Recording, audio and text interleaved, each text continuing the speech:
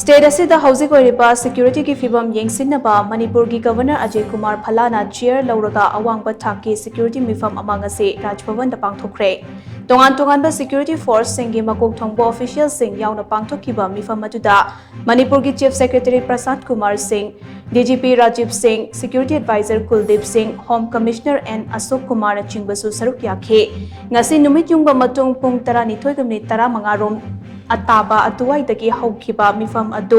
pungani khara helakpa aduwaida loishinkhe. Security review Meepham aduda kari karamba agenda da watanaki haiba chapchana khangba ngamdrabasu Meepham adu maru oina tha sike amada New Delhi da Union Home Minister Amit Shah na mayai tangbal Louraga famkiba Meepham aduda Union Home Minister na Manipur gi Governor da pirakhiba yathang adu thabakta onthoknaba thaurang paikhatnabagi matangda famba Meepham ama oigani haina panari.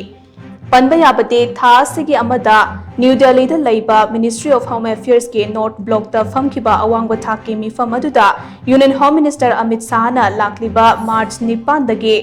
Manipur gi lambi pumnamakta ayat apan amata laitana chathok chachin tawhallagani lambi chathok chachin tawbada apan ba pirakpa khudingmakki mathakta kanba action lokhatkani haina akanba wafam thamkibani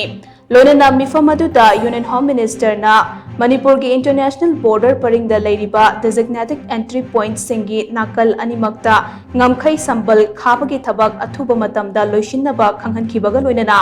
Manipur ase drug free oihannaba drug lalonbaga mari leinaba network pumnamak muthatkadabani haina so phongdokhibani.